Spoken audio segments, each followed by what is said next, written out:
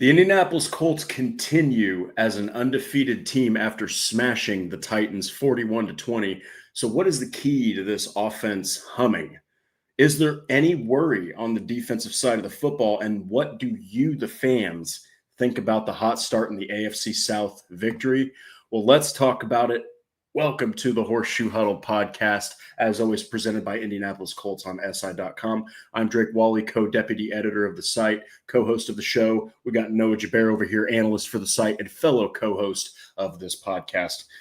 Noah Gebert, this team is 3-0, 1-0 in the division. The rest of the division is falling apart around them, and they've decimated two teams that, while they weren't the strongest teams, if you're a legit football team, you're supposed to smash those kind of teams. And the Colts did it. Yep. So how do you feel, man? How'd you feel about this victory? And, hell, how's your week been, dude? Yeah, I'm doing good. 3-0 is a good start to see the Colts. I don't think we were just talking before the podcast.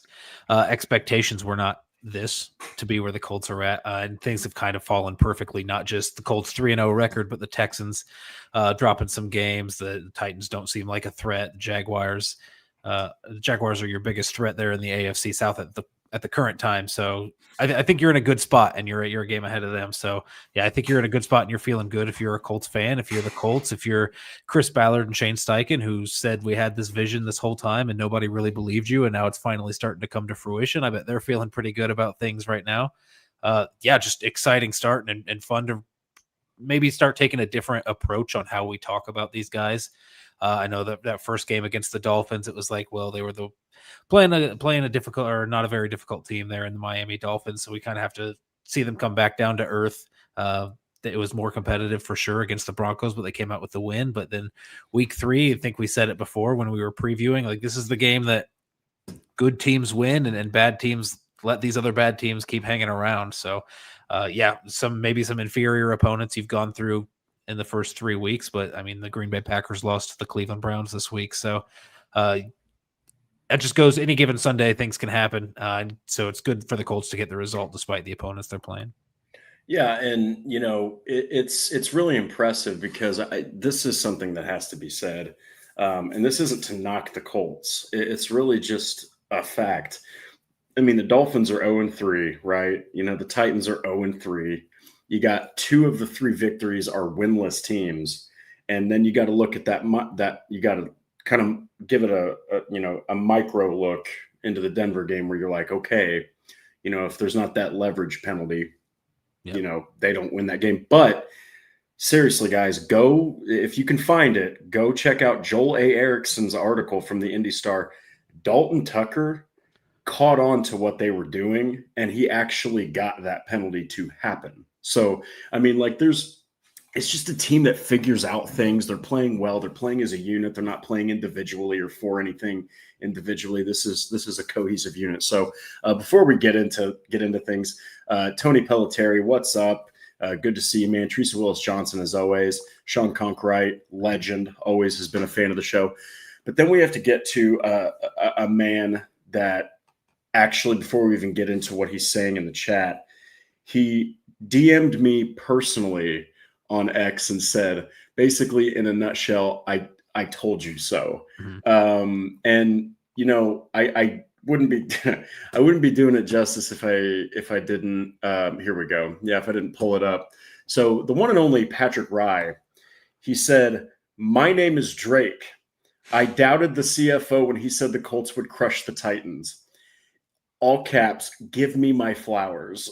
so Patrick, you're a scholar and a saint, and we're going to go ahead and jump into your 20 burger, man. This is a off the top rope Randy Savage type elbow drop here. Thank you so much. As always, you're incredible, man, and it is why you run the finances for this show. Through 3 games, the Colts are the top scoring team in the NFL, 10th in points allowed, have a 3rd overall team PFF grade, 2nd overall in pass blocking, 2nd in receiving, 4th in rushing, 7th in run blocking. This offense is cooking. Noah, those are numbers that absolutely no one, unless you were within the building, no one thought that you would see a comment like that after a third game for the Colts and it actually be 100% accurate. Yeah. And we're talking about Patrick's DMs to you about the Colts crushing the Titans. I think Patrick's belief in what Daniel Jones could do in this offense kind of goes back even further than that. Patrick, I'm sure you have those receipts if you want to send those over sometime of you telling us about the Daniel Jones resurgent season that was incoming. But even you, I'd be surprised if this was what you expected in terms of how well the offense is performing, a top 3 offense in the NFL. Daniel Jones looking elite. I don't know. He's playing as well as any other quarterback in the NFL right now, outside of maybe Lamar Jackson and Josh Allen. I mean, this is a threat, and it's a threat in ways that I didn't think that we were going to see with this offense. Even if Daniel Jones was playing well and things were going to according to plan, we kind of felt like it was going to be a rush first offense here with Jonathan Taylor. And while he's very much a threat, like we saw in this past game, they're kind of building that off of the threat of the pass game that they have. So really cool to see those things working in tandem and then coming together and playing efficient. Defense is a little bit shakier, but yeah, I guess if you're looking at PFF grades, overall team grade, third is great. I think that's even at Patrick's next comment that he's hinting at there, his next super chat that he threw in about defense being the weak spot there.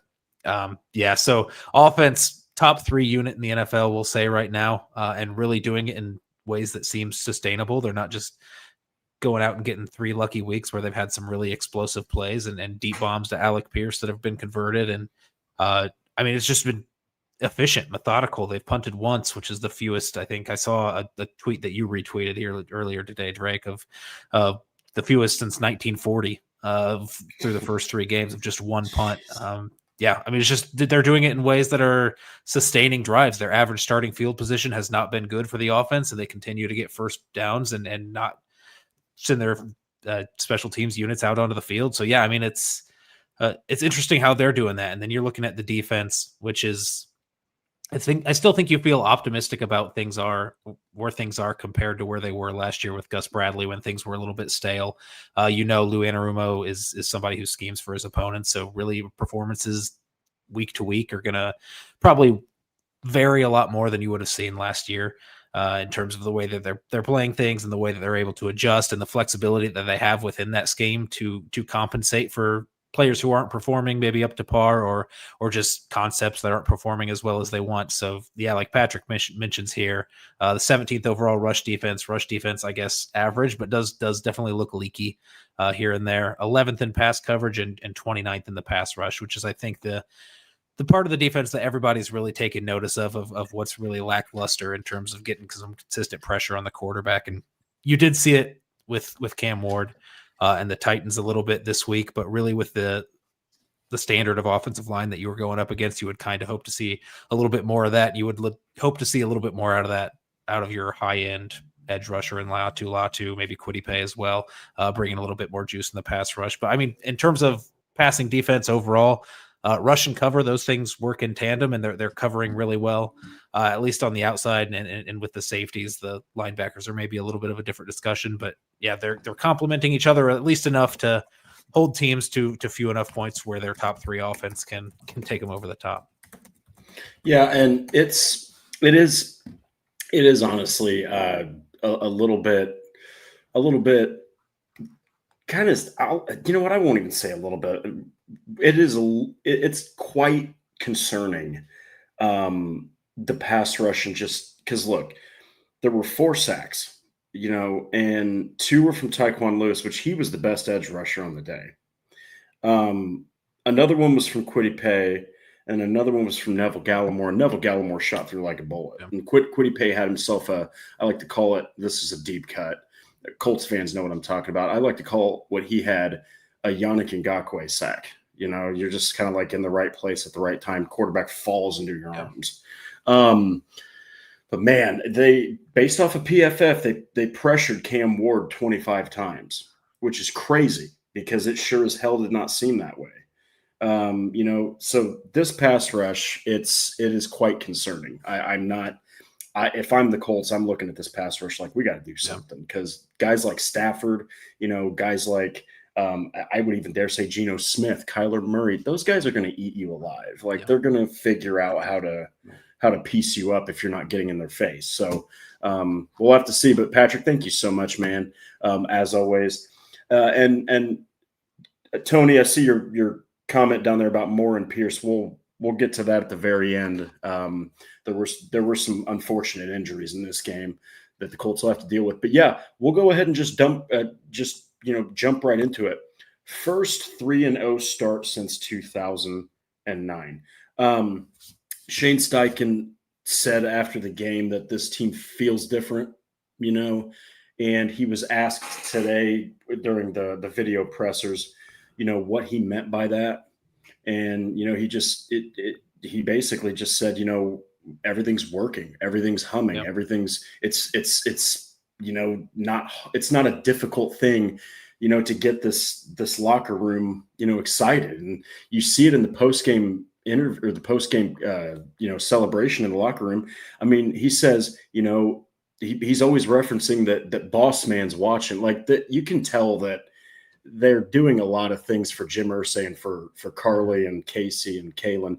What do you make of this? Because I think we've mentioned this on the podcast and just you and I talking, that this Colts team is the most motivated that we have seen since the Luck era. Yeah, they're feeling confident. They're feeling inspired. You mentioned Jim Irsay. I think even outside of that, just inspired with probably Daniel Jones coming in and stepping in as a leader after the doubters saying what they've said about Daniel Jones, even us included on this podcast. Yeah. I mean, everybody Yeah. had something to say about Daniel Jones. So, I mean, it's really easy to galvanize around a guy who's really done the unexpected and flipped the narrative on his career and is coming out really hot in these first 3 weeks. And really a guy that's doing it in the right ways and controlling the offense at the line of scrimmage and being a leader with the locker room and just operating the way that it seems like it was very intentional that they brought him in. A guy with his skill set and a guy with his mental capabilities, his leadership abilities. That was a clear direction choice that they went with. And I mean, it's paying dividends when you've got a guy like that to galvanize around. And then on top of that, I mean, just being confident. I mean, a lot of these guys that we're seeing in these locker rooms, doing these interviews and these meetings are people that were around the last few years when it wasn't so successful. Really, if you just get things going, you feel a little bit more confident. You've got some wins under your belt. You start looking around the locker room a little bit less, looking to blame somebody. I think it just makes the team stronger, makes you just play a little bit more confident in what you're doing, knowing that the guy across from you, the guy on the other side of the field is going to be holding down their responsibilities. And more importantly, that your coach is going to put you in the positions to succeed, which is happening more often than not, especially with Shane Steichen on the offensive side of the ball. Yeah. And, you're just excited. I mean, it's good to win. It's good to, they've done multiple things. I mean, I don't even have the laundry list because it is a laundry list of what the offense has accomplished. Like, first team to punt once over 3 games since 1940. Daniel Jones is this and that since this and that. Like, Colts are 3-0 for the first time since 2009, and then everyone follows that up with that's the last time the Colts went to the Super Bowl. Yeah. These are things that nobody in their right mind could have possibly predicted what would happen. I mean, Patrick is probably the closest that I have heard to like forecasting this, but Patrick, nobody forecasted that this team would be the most lethal offense. I mean, to put 40 plus points up on a team at their own stadium, I don't care if it's the lackluster Titans that have a very piss poor fan base when they don't show up they barely show up to their team's games. There were probably like 40% Colts fans, 60% Titans fans. So it's still something that you just don't see. You don't see a team go to a stadium and just lay waste to the home team like that. So we'll see. The momentum is very high right now, but the Colts need to keep it very, very humble. And they are. They got Steichen leading the way. So, but yeah, we'll go ahead and just kind of jump into it right here. So some of these things that do need to be mentioned about this game is that there were guys that stood out that you maybe because of the situation or maybe because of, the last 2 games, you weren't thinking about it, but the surprise performers. So for me, we can just kind of bounce these back and forth a little bit, but for me, I wasn't exactly anticipating Jonathan Taylor to just absolutely destroy I mean, he's played amazing football, but dear God, I mean, the highlights this man put up. You shove L'Jarius Sneed, who was at one time a Colts hopeful by many fans. You put him basically to the Earth's core. I mean, the guy picked him up with one arm and Derrick Henry'd him like a little Boy Scout right into the ground. Then Jonathan Taylor goes right through the A gap. He gets hit by two guys, breaks those tackles, spins off a defender.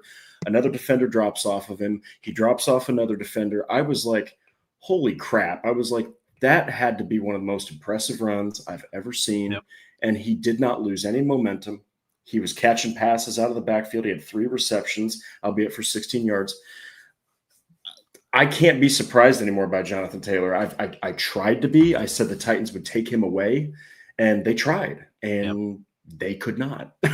Yeah, they just couldn't. I think here at week 3, we might need to change this little tile that we've been putting up for these game reviews of most surprising performances, because things are not starting to not be surprising anymore. Sure. We can't talk about how surprising it is that Daniel Jones is playing well at this point when he's done 3 straight, all in similar ways, and really just making one extra play every week like that takes him over the top. I mean, it's a lot, and we're not going to be surprised by what Jonathan Taylor's doing. I like how Michael Pittman played, but I wouldn't consider that surprising. I really say on the offensive side of the ball, the only thing that is still surprising me a little bit, this is kind of back to the Daniel Jones thing. He's done it for 3 straight games, is how well Matt Gonsalves is holding up on the interior as a pass blocker. Good one. 3 straight games. I know Tanner Bortolini struggled a little against Jeffrey Simmons, which is to be expected. Yeah. Matt Gonsalves also in there, but he held his own when he was taking those one-on-one matchups against Simmons. Yeah, this is 3 straight weeks that Matt Gonsalves has been a huge asset in the pass blocking game, and really somewhere where you kind of think of the offensive line as a weak link unit, where if you've got one guy not playing up to snuff, up to par, that's where the defense is probably going to attack. And it seems like the Colts don't have one right now. Maybe in pass blocking, you're trying to attack Tanner Bortolini a little bit more.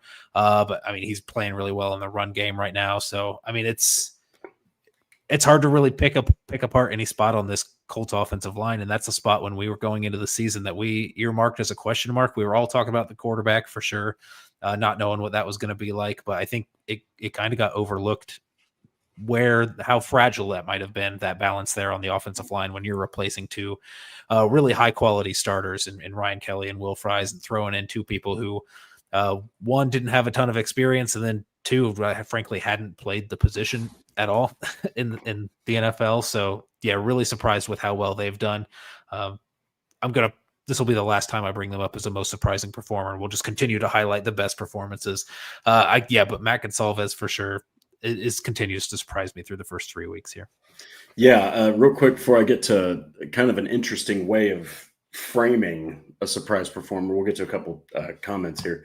Tony Pelletieri, what defensive edge should we look to trade for? None.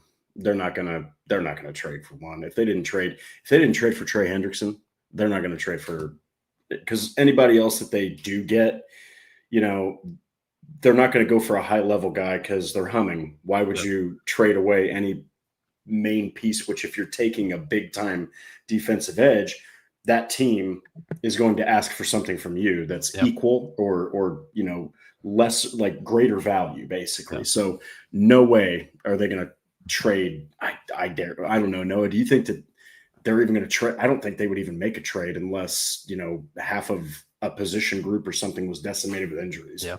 I do kind of want to hit on that, because I think Patrick mentioned that at the beginning of the show of making a trade deadline move if things are kind of going the way that they're going. Not something that Chris Ballard's done historically. I think he's traded once for in season. That was trading away Nyheim Hines for Zach Moss and a compensatory pick, I believe is what it was. So, I mean, and that's, so you're not talking high value trades. I know Chris Ballard's definitely involved in a lot of these discussions with guys. Micah Parsons, were rumors that he was in talks, but I mean, everybody's going to be in talks. Yeah, everyone, just out of curiosity there. Trey Hendrickson, I think, could have been a fit, and I'm kind of imagine what this defense might look like if that trade had happened. But another thing about, like, if you feel good about the run that you're on this year, I feel like you're kind of in a situation where this is somewhat sustainable. where the Colts don't really have any pending contracts that are huge. Obviously, you'd have to bring Daniel Jones back, and that might come at a certain cost. But I think the core of this group and the core of the offense, the defense, I think could all be put back together again to continue making runs. If this season ends up going well and they look to be legit and things are steady, you can continue to make a push with the current roster that you have right now, or the core of this roster right now. So giving up some, like a first round pick or a second round pick to go out and get a big name pass rusher at the trade deadline might make you a little bit more likely this year, but I think could cause some jeopardy to your long-term health in terms of building a contender. And the Colts seem like they're in a really good spot roster wise right now, outside of a few pieces. Yeah. And, this isn't exactly the same group position, but there's a guy out there that I cannot believe the Colts haven't signed, honestly. He's 35, which for his position should be retired, or he should be a practice squad guy or a backup. And he's started, let me see here, 48 games over the last 3 years. One season of that was with the Colts, and that's Stephon Gilmore. Yeah. I cannot believe that he's still out there. Like, given what's happening with the Colts, if there's any acquisition or any transaction or whatever the hell you want to call it that needs to be made, it's a guy who at 34 years old at the time started 15 games, still found his way to an interception, 9 passes. Stephon Gilmore literally is just playing in his mid-20s still, basically. Yeah, so Stephon Gilmore also, when the Colts traded for Mekhi Blackman from the Vikings, Mekhi Blackman didn't know much about the Colts organization, went to Stephon Gilmore for some advice. Stephon Gilmore had nothing but nice things to say about the Colts organization, and which is good because his year was terrible. Yeah, and he requested a trade away. Stephon Gilmore did, because he wanted to play for someone who was a contender. Yeah. Maybe that's the Colts at this point now. So yeah, a reunion could make sense. Maybe you'd prefer to have Stephon Gilmore out there instead of a guy like Xavier Howard, but to each their own. Yeah, I mean, you know what? At the end of the day, though, everybody always wants to like poke at a guy like Trey Hendrickson if they're available. Okay, yeah, there was 2 more here that I just wanted to hit on real quick. Calling it now, the comeback player of the year, the offensive player of the year, and the coach of the year are all in Indianapolis this year.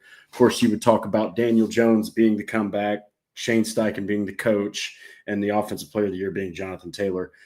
Noah, if they keep up this momentum and they make the playoffs and they win the division, I would not be shocked at all. Because I think right now Steichen is the front runner, and Jones has to be. I mean, who else would be? I wish I knew what the rules were for comeback player of the year. I feel like when Joe Flacco got it over Damar Hamlin, it was you don't know what it's even about. And I feel like there was some conversation about that. Who knows what comeback player of the year even entails at this point? But certainly by years past, by the rules that were set forth in past years, he's definitely eligible for that and should be up for that. I feel like, there should be a way to recognize a player who everyone was kind of out and down on and is coming out and playing as well as Daniel Jones is. And Shane Steichen, if this year goes kind of on pace to how it's going currently, then should definitely be in consideration for coach of the year. This is really also a guy came in the year on the hot seat and had a really down year last season. Like, all of his kind of reputation was tied up into being this quarterback whisperer that can develop a guy.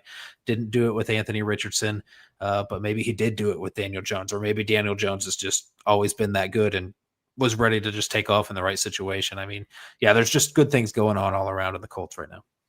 Yeah, and I'll go ahead and just, before we move on here, I have to say this, and I want your thoughts on this, Noah. There was a clip that I saw where the Colts were warming up. This is pre-Titans, and this isn't on the field. This is like one of the practices, and it's just one of the trainers who's a receiver over like this. They're not even – it's just to warm up the quarterbacks. He's just over here like this, and they had Daniel Jones roll off to the left on a bootleg and then just huck a pass over to the sideline to the trainer. Right on the – any NFL quarterback should be able to hit that. There's no one on the field. There's not an offensive line, not a defender. There's no one. It's just the quarterback and the trainer. Nails it easy. Anthony Richardson goes out there. He rolls left. He throws that football over the head of the trainer. it might just be time. And I hope I'm wrong about this. I don't, if Daniel Jones continues this, I just don't see him letting go of this position. Um, Richardson might not be a guy who puts in the work. He might not, he definitely doesn't work as hard as Daniel Jones. And it just seems like Steichen has had this the whole time. And Richardson may have held back Shane Steichen. What do you think about that?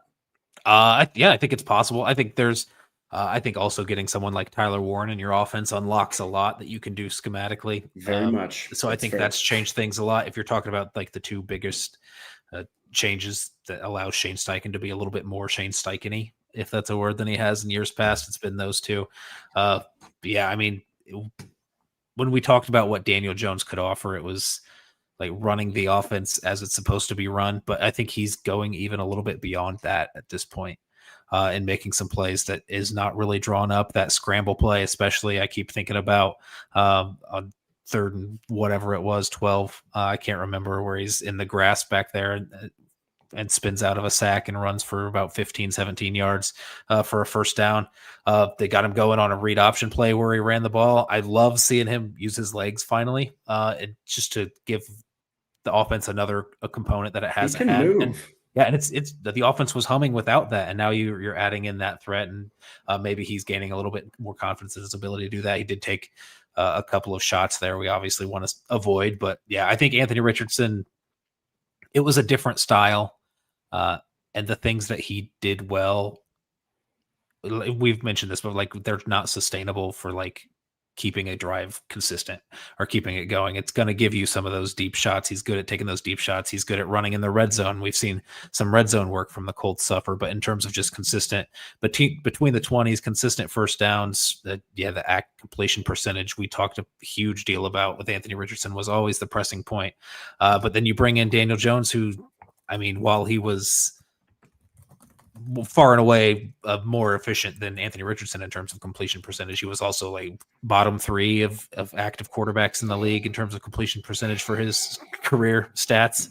But he's flipped that around completely. Like, this is a very accurate quarterback that's playing right now, who's making all the right reads. So yeah, I think Daniel Jones has unlocked some things that Anthony Richardson hasn't been able to, for sure. But I think Daniel Jones is also creating on his own outside of the system that Shane Steichen's drawing up for him. Yeah, and it's really encouraging because I think our own Zach Hicks at Indianapolis Colts on SI, he did a great piece on that. The offense was made. It's making things easy for Daniel Jones. I mean, we watched that game against the Titans. I mean, I can't remember who mentioned it here. Yeah, Magnetic Drago, dude. Ross Tucker was like, I don't know how many bootlegs the Colts have ran in this game, but he said they're just bootlegging the Titans to death. And they would do it to the left. They would do it to the right. They would do it off of a read. They would do it off of play action. They would do it just get the ball and go. I mean, I was like, Shane Steichen is the kind of guy that if you don't stop what he's doing, he's not going to overthink it. He's just going to keep doing it. And the Titans did not know what the hell to do with that bootleg. So anyway, just to kind of finish this off here. So what really surprised me in not so good of a way, I mean, he did have like 4 pressures, and he had some tackles, but it's Leatu Latu, man. You know, he doesn't have a sack. It is just 3 games. He did miss 1 game, but the guy just doesn't seem right now like he's a sack guy. Yep. Like, it's weird because he's a good football player. He's fast. He's got I love the fact that he keeps, like, he'll swim. If that doesn't work, he'll spin. If that doesn't work, he'll chop. If that doesn't work, he'll try to go underneath. He is just a constant revolving door of weapons. But my God, man, that guy can't get a sack to save his life. Do you think that this is just kind of like, hey, he's still adjusting, you know, it's a new scheme? Because if you take away that interception in week 1, what does he have exactly? Yeah, I mean, outside of that, I think he has played pretty well. in the weeks that he's played. I guess we have this conversation with Kwity Paye a lot, where you have a solid defensive end who you're really happy is on your roster, but you're really upset that they're not producing more as a pass rusher. I feel That's like fair. Latu's also in that same boat right now. Excited when he's out on the field and playing well. He's a super high motor guy. He's going to bring that energy.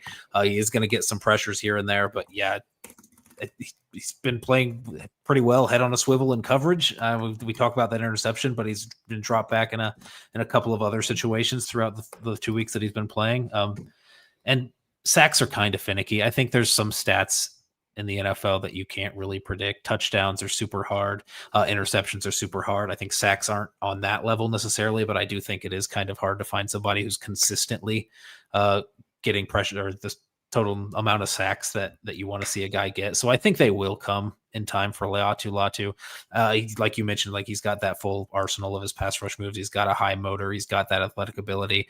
I think it will come together at some point. I don't even necessarily think it's like it hasn't come together for him in terms of he hasn't had enough experience in the league. I just think just give him more shots rushing the passer, he'll eventually get some sacks, like just because of the way that he's working on the line of scrimmage. I'm not too worried about him production wise. I am worried maybe a little bit that he's not this double digit sack guy that you would hope you were getting if you're picking the first defensive player in the draft.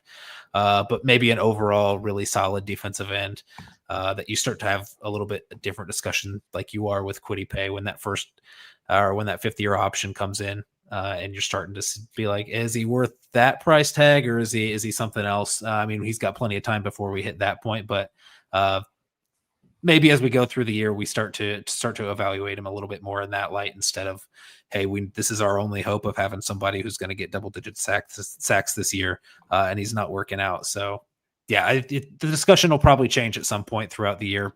Just disappointing for these first 3 weeks. Well, and it just put some context to it, not coming down too hard on Latu because, like you mentioned, I mean, he is getting the sacks, and Patrick actually put up a great stat that he has the most hurries on the team. Which is good. So those sacks will come. It's a little bit discouraging that you haven't had like at least a couple, when you're taking 15th overall, like you said. I think it's really highlighted by the fact that there's not anyone else on the team picking up any of that slack, which I think puts it a little bit more in the spotlight that, hey, he's supposed to be the guy and he's not performing like the guy right now. But we'll see where that's at. Before we move on to the offense, though, while we still have most surprising performers up, I do want to get one quick bit in. My most surprising performer was Brian Callahan for the Tennessee Titans, and not in a good way. I was just trying to think about how – so I did this thing during the Titans game that I've done a couple of times, but found myself really enjoying it while I was watching the game. Is instead of like having X open where I'm following all these people who like the Colts and cover the Colts and root for the Colts, I went to the game day thread on the Tennessee Titans subreddit and was just watching all of the comments come in of Titans fans that were really upset with Brian Callahan. And I was loving that, but I was just thinking like those 2 or 3 downs that we had with the Colts when we were watching the Broncos game, that last drive when he's running on 2nd and 3rd down and settling for a 60-yard field goal, and the way that we felt about Shane Steichen, that was the Tennessee Titans fans for the whole game, and by all accounts for the first 2 weeks also. So yeah, I'll throw that for most surprising performer, just in the ways that he was able to make things a little bit more difficult for his team than they needed to be. I love that comment. MVP for the Colts, Brian Callahan. No, something that really stands out is they had 8 penalties for 68 yards. Look, man, I'll just make this brief because it's in the rear view. They don't play the Titans for quite a while. I don't care if your team is bad. I don't care if you've struggled. Brian Callahan has shown, at least through this part of his tenure, he is not a head coach. That's just my opinion. He's not he's disciplined. He himself is disciplined. I'm not sure how much his players like him exactly. But I mean, he just is an offensive guy. He's a quarterback guy. He's an offensive coordinator. I think that at some point, maybe soon, you'll actually see him back in that role. So, but yeah, I love the fact that somebody put that he's the Colts MVP. So this next one, we're going to jump over to the offense, and that is very simply that it is elite. Now, the numbers are elite. I want to see this happen I want to see them do this to the Los Angeles Rams. And they did do it to the Denver Broncos. Even if they would have lost that game, you're not talking about this offense not being elite. You're talking about the defense letting up a big game. So just before we even dive into the numbers, the players, the blah, blah, blah, the what, the who, the who's and what's, give me your overall feel of this offense. Yeah. So overall, I think red zone struggles are still maybe a little bit of a concern. Oh, yeah. Yeah, it 2 wasn't for as, 4. yeah, wasn't as glaring as it has been in weeks past. You aren't settling for as many short field goals as you were, especially in the Dolphins game. So maybe they're starting to figure things out there. I think you have the personnel to do pretty much whatever you want in the red zone, as well as keep being consistent in between the 20s. So just surprising. I feel like I'm going to say this every week. It's just the ways that they're being efficient. They're not elite. I feel like, the ways that we thought they were going to be elite is, Jonathan Taylor broke off an 80-yard run the first 3 weeks, and you were hitting some deep shots to Alec Pierce. That's how the offense ended up being elite through 3 weeks. If you were to ask me before the season started, but it hasn't been that at all. It's just been consistent yards after yards, first down after first down. It's been so smooth. They're rarely in situations where they're backed up in 3rd and long. I know that was a huge talking point with the Titans fans is always being in 3rd and 9 or longer. Colts fans are kind of lucky to only have to watch the 3rd and 4, 3rd and 3, like these super easy and manageable downs and distances because they're staying on schedule and keeping up. And this offense being elite, maybe that's not something that's going to be long-term throughout the entire season, but by all accounts right now, I don't see how it stops. I don't think Daniel Jones is going to turn into a pumpkin and things are going to swing the opposite way. I mean, we talked about how he hasn't had a turnover yet. And I was thinking maybe, hey, you got to have one at some point. But maybe you don't. Maybe you don't this week. Maybe you don't next week. Well, I kind of want to see just a lot like that no punting streak and seeing how far that was going to go. I do want to see the no turnover streak for this offense and see how long they can keep that going, because that's just another testament to their efficiency. I do think there's a little bit of a ceiling when you're talking about the explosiveness on this offense. Yes. We saw a couple of times on some deep balls that were kind of in a good location, but just a little bit underthrown. Because I think while Daniel Jones has been super efficient, he's zipping the ball in there into some tight windows. I think when you're going deep with him, his arm strength is not among the tops of quarterbacks in the NFL. So you're talking about that Alec Pierce deep ball where he hit his head and had the concussion, was a little bit underthrown. That underthrown ball that ended up being a pass interference to A.D. Mitchell in the end zone. I think that isn't necessarily by design. I just think that's what you get when you're going deep with Daniel Jones. But at this point, as long as you're staying efficient on these first and second downs, you're not going to need to rely on that as much as you have in years past. So maybe that's okay. You can live with that as long as he's still operating things at the line of scrimmage as efficiently as he has been. Yeah. And Nathan Comanci in the chat, A.D. Mitchell is definitely going to be getting snaps if Alec Pierce misses Sunday. Yep.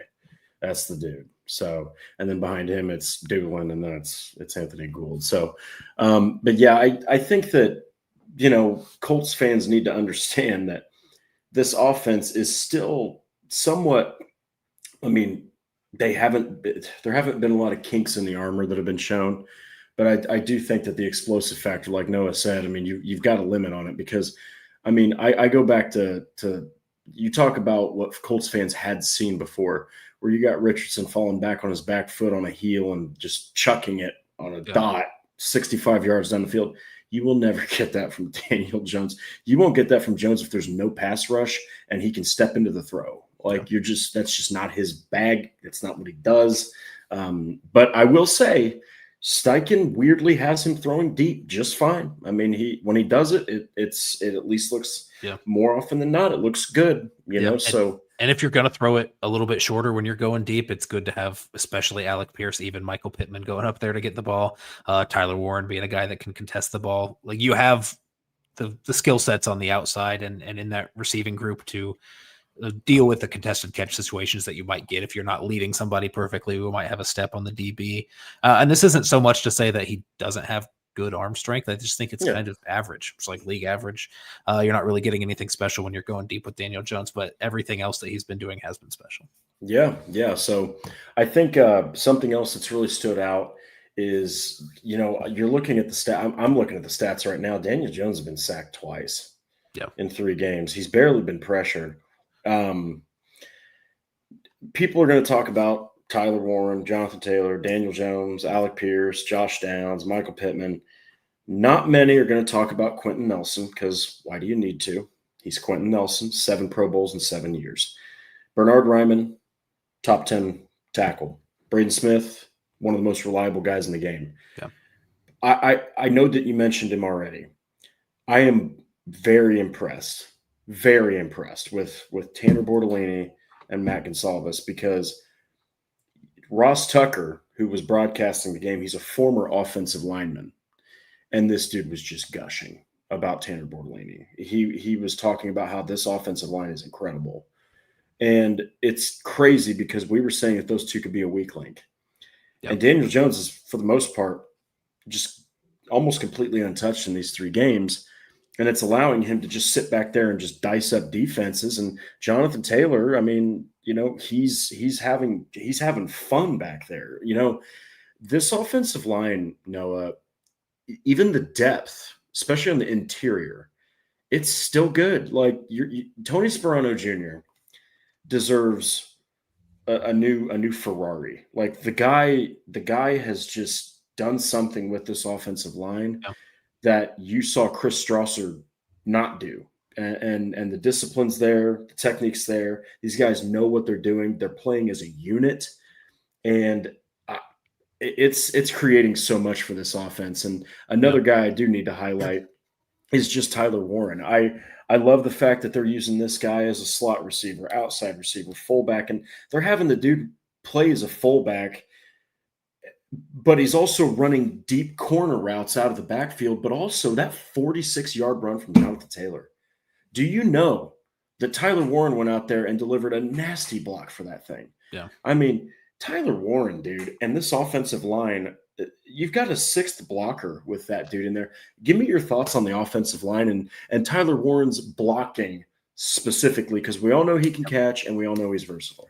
Yeah, we'll start with the offensive line. I think week 1, Bernhard Ryman got a little bit worked by Bradley Chubb a couple of times. Had you maybe a little bit worried, but I think kind of has gone back to his old self of being Mr. Reliable out there on the outside, somebody you're not worried about. Braden Smith, maybe we were a little bit worried about age, recent injuries, and how he would hold up in pass protection.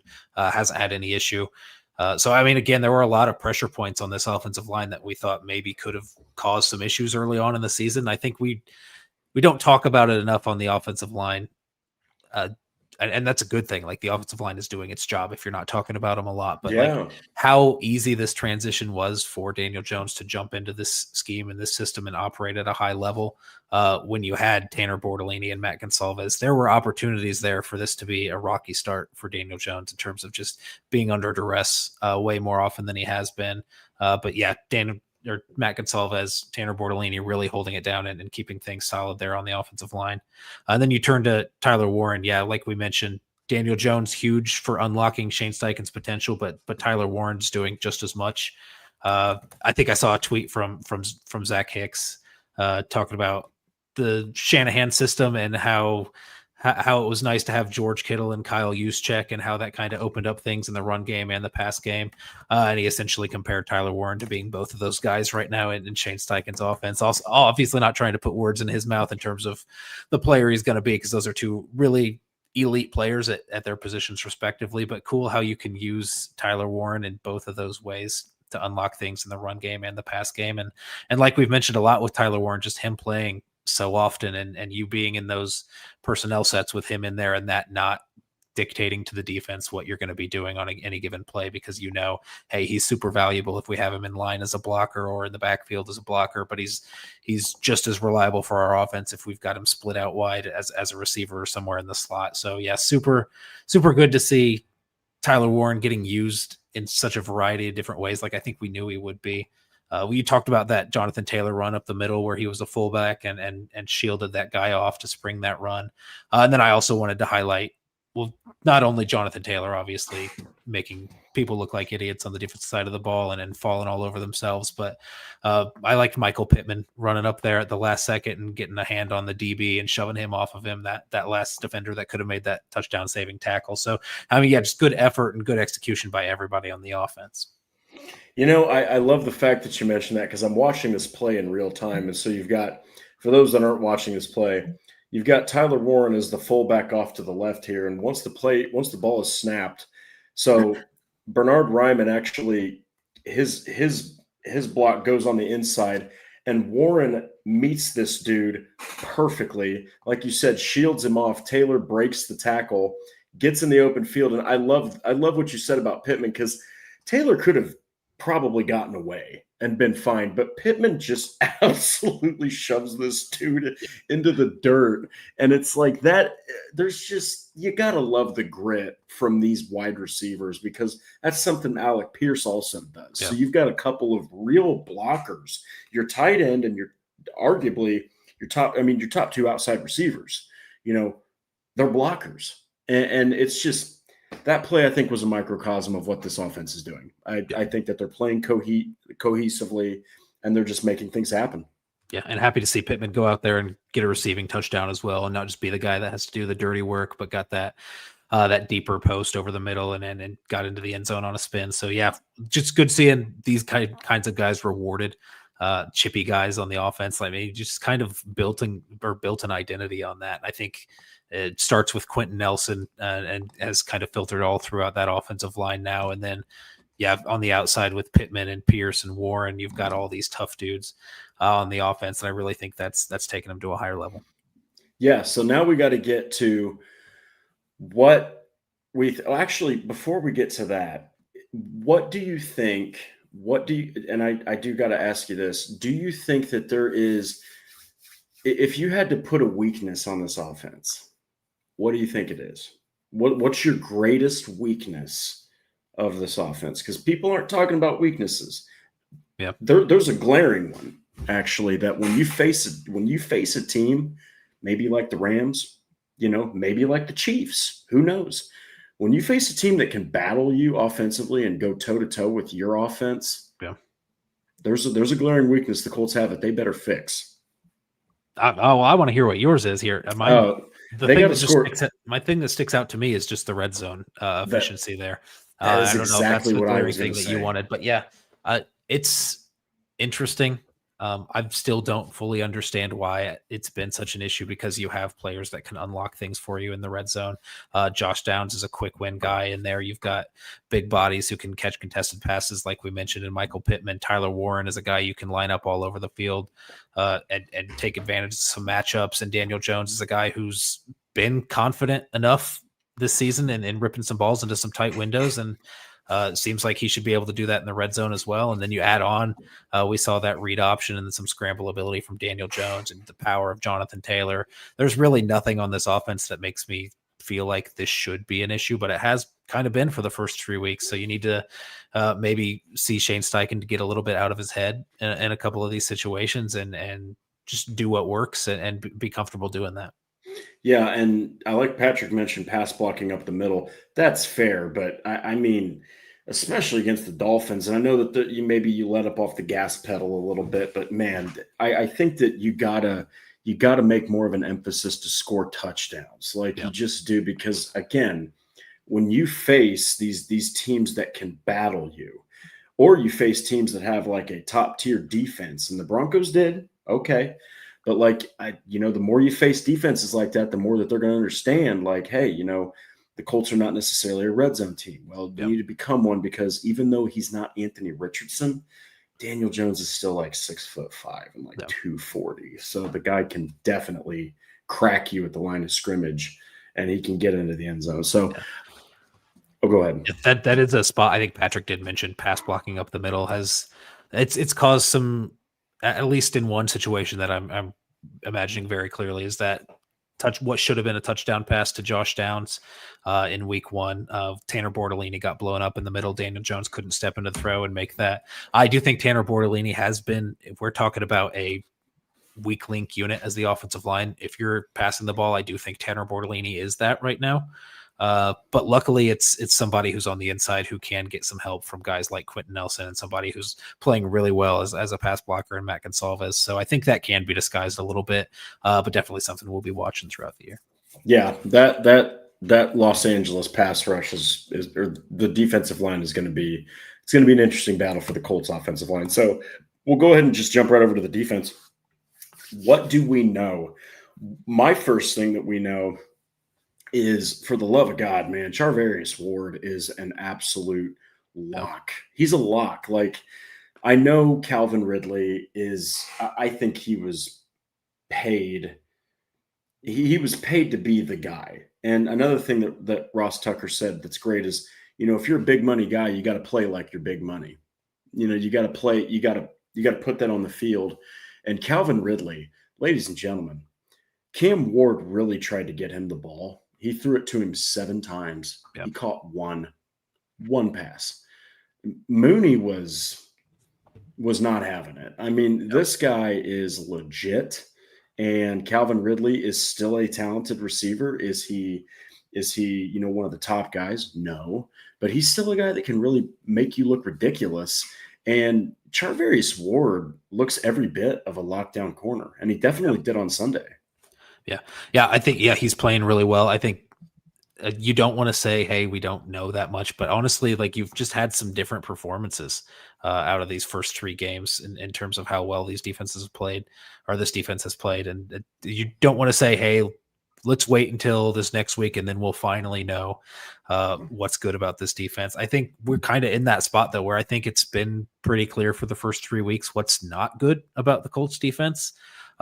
But the good things about the Colts defense, like their pass coverage, should be a good part of this defense.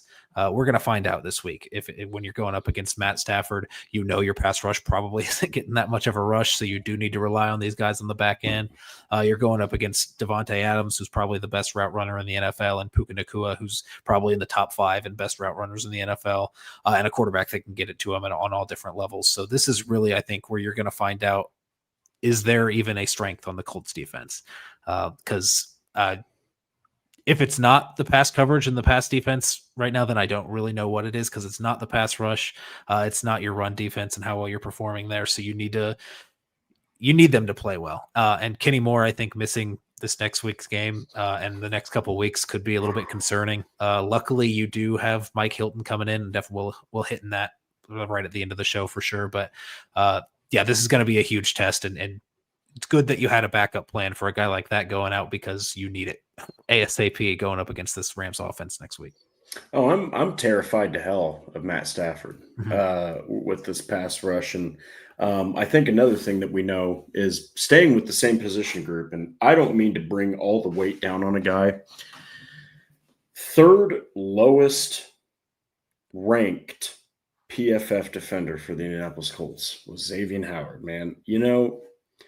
I think Anarumo had the right idea, right? Like, I also don't know who else you're going to turn to, especially now that Moore is missing time. Because now you got to think, okay, who's moving on the inside? Is it going to be Mike Hilton?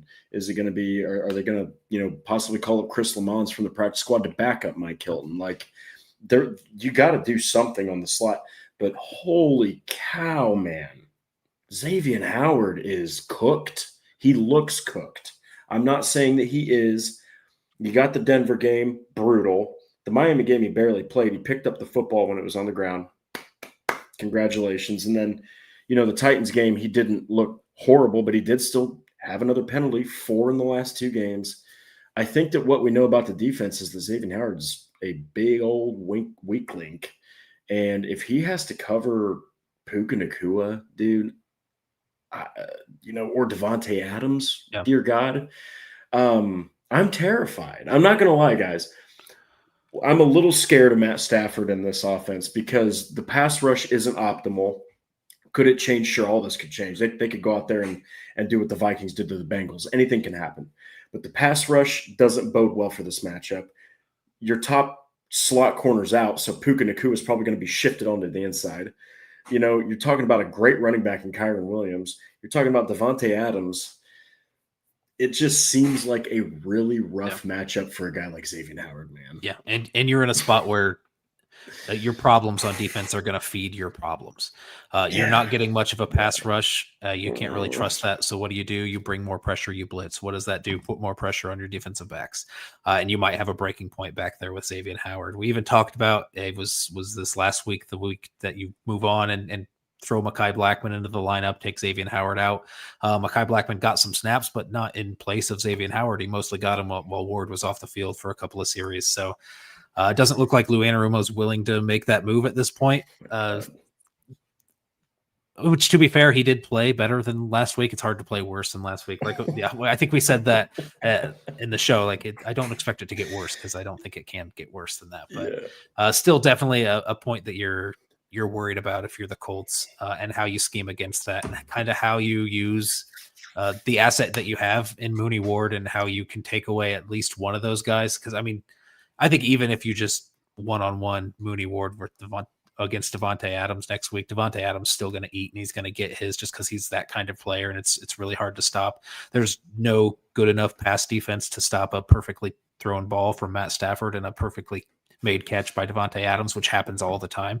So yeah, it's going to be hard to kind of circumvent that. So you kind of have to shade with your safeties over there, kind of accept the fact that Devontae Adams is probably going to get some catches, and you're going to have to shade some coverage on the other side and help out with Puka, or the other way around, depending on who they feel like the biggest threat is. But yeah, this is very much a game where if you're still playing Howard this week, give him some help with your safeties, roll him over. And if you're doing that, you can't really afford to blitz as much. So the pass rush, we might see some similar things that we've seen the first 3 weeks. Yeah, and look, this is, like I said, this isn't to pile on to Xavier Howard, but this is something funny that Noah actually mentioned. He just said that it couldn't get any worse than last week. I said on the show, and I remember this, I said, Xavier Howard was the worst ranked – he had the worst defensive grade on the entire Colts roster. And Noah stopped me and he goes, actually, Drake, that's wrong. He was the worst ranked defender in the NFL. And it showed. And it showed. So you're hoping to God that Xavier Howard can channel just some of that all-pro that he was at one point. So now we actually do have some news rumors. We'll just kind of fire these away. Alec Pierce is in the concussion protocol. I fully expect that he won't play. Yeah. Generally, you do not mess around with that kind of stuff unless you're like, okay, all right, it was just a ding, but how do you feel about Adonai Mitchell? Because I'll tell you right now, man, Adonai Mitchell, he has got all the talent. He hasn't been given the full starting role. He's probably going to get it against the banged up secondary. Yeah, you're talking about a different situation than you were with Mooney Ward last week, where if he's out for a game, you're hurting quite a bit. And while Alec Pierce is bringing some nice things to your offense that you definitely want to have, you're not hurting as much. The drop-off isn't as scary. If you're missing Alec Pierce for a game and you do go down to AD Mitchell. It's been a better year this year for AD Mitchell than it was in his rookie year. He seems to be in the right places, getting targets. He's not getting that much playing time, but obviously that's going to shift this week. When he's on the field, it seems like they're not afraid to go his way. So yeah, I expect him to be very much a part of the game plan on offense, and him to be a factor in it just as much as Alec Pierce has been in the last couple of weeks, because what's really good about the Colts offense right now is in the passing game, they're able to spread it around so well and give targets to Josh Downs, Michael Pittman, Alec Pierce, Tyler Warren, even JT out of the backfield. They're spreading these targets out. You don't want to lose that just because you have Alec Pierce going down for however much time he's missing, because I think you do have a capable receiver there in AD Mitchell who does things a little bit differently than Alec Pierce does. So maybe you're calling some different plays and scheming things up a little bit differently. And the timing's obviously going to be a lot different. But yeah, it's something that I don't expect the offensive efficiency to drop off that much, because I think while Alec Pierce was giving you some more consistent short and intermediate stuff, like we talked about, that needs to be the key for him. He was giving you that this past week. I think AD Mitchell can do some of that too. But where Alec Pierce was the most valuable was giving you that threat down the field. Even if you weren't taking those deep shots, the Colts can do it at any time. So you have to respect that as a defense. I don't think you lose that if you have AD Mitchell in the lineup, because I think you still very much need to be aware of AD Mitchell's threat down the field. The first few weeks, they've taken deep shots to AD Mitchell as well. That one that ended up being a pass interference last week. And then, they're just not afraid to throw the ball deep. There was the first play of the game against the Broncos against Pat Surtain. They went deep on him with A.D. Mitchell. Like, they're not afraid to throw to A.D. Mitchell and do it deep. So the Rams defense needs to respect him just as much. Yeah, and so the other news is incredibly unfortunate, but Kenny Moore did go down with a calf injury. He gave a thumbs down, on the way out of the game. He's going to miss pretty much multiple weeks, couple of weeks, however you want to look at it. This is I'm not trying to be pessimistic. I'm realistic. This is the worst possible next matchup that you can have after losing Kenny Moore. What are your thoughts on Kenny Moore being out for a couple games? Because then you do get Geno Smith, and they do still have Jacoby Myers in Las Vegas. Yeah. It's rough. Yeah. You mentioned the worst matchup, the best slot receiver in the NFL. And Puka Nacua is now the person that you're going up against. It's good that they had this plan with Mike Hilton, someone who knows the system is going to come in right away. Hopefully he's in game shape. I mean, they're taking these chances on really kind of, I don't want to say over the hill corners, but that's kind of they're trending older is what they're doing at the cornerback position. And I mean, that can work out for you sometimes to get a veteran in there that knows what they're doing. And is if communication's your issue, I think that's where you turn. But if athleticism's your issue, I don't think that's the way you want to go. So it's hit or miss whether this is going to work out with Mike Hilton. If he does get the elevation, I mean, if you're starting Xavier Howard on the outside, Mekhi Blackman is a guy who can play in the slot that's been there, and maybe you would feel a little bit safer in that situation going with Mekhi Blackman instead of somebody who just hopped in the building. But if anybody can do it, it's going to be Mike Hilton, the guy who's produced in Lou Anarumo's system for many years before this, a vet who should be in shape from doing OTAs and training camp with a program this season. So, yeah, it's not ideal. Obviously, with the other flaws that are going on in the defense, we mentioned how if you don't have a pass rush, maybe you have to blitz more. I mean, pass rush and the defensive backs are working together. You need the pass rush to step up if you want your defensive backs to hold up when they're facing the challenges of starting Xavier Howard and the challenges of maybe starting someone who just walked in the building 2 days ago. So, yeah, it's rough. You need to find one of those areas to have success. Maybe Mike Hilton will come in and the drop-off won't be super significant. But, I mean, Kenny Moore's a playmaker, and that's going to hurt to lose no matter what. Yeah, and then the last thing basically was Mike Hilton. Do you I like his fit. I think that he can come in and he can be a guy. Played plenty of time in Pittsburgh, plenty of time in Cincinnati, so he knows the hell out of what Lou Anarumo is bringing. So we'll have to see. I mean, it's going to be an interesting matchup. This is definitely not the matchup you don't want to have Kenny Moore in. But, hey, I think that Mike Hilton is literally the best possible Band-Aid that you can put on this. So, well, hey, guys, thank you so much. That's going to be our show.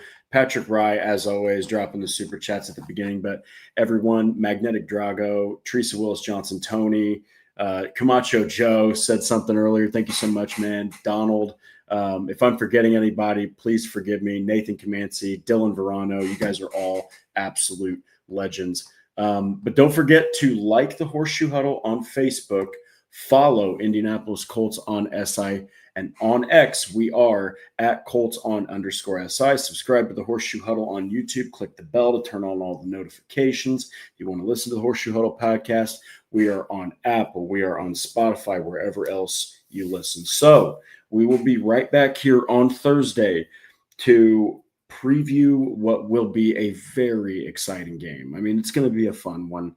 McVay versus Steichen. Dear Lord, that is the kind of offensive matchup I want to see, so we'll have to see who comes out on top, but we're going to preview the Rams versus Colts game for you, which starts at 4:05 Eastern Standard Time on Sunday from SoFi. But until then, enjoy your week, everybody, and we will see you on Thursday at 7 o'clock.